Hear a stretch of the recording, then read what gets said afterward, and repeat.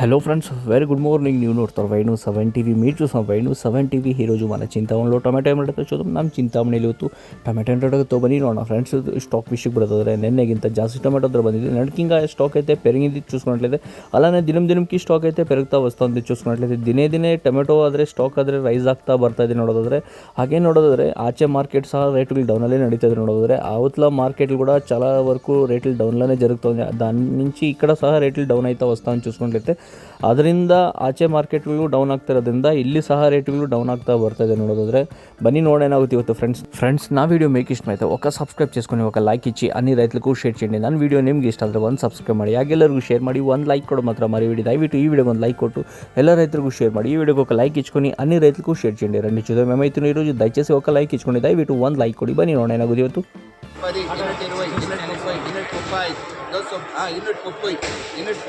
10, 20, 20, 30, 30, 45 ఐదే తక్కువ ఇంకా ఉందే. 5, 10, 15, 20, 25 అంతే. 25,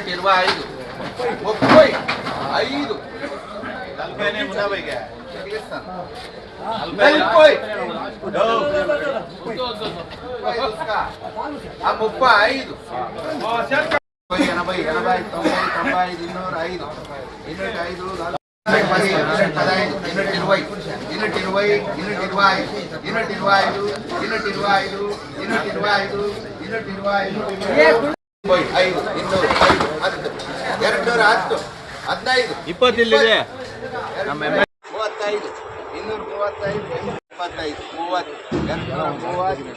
235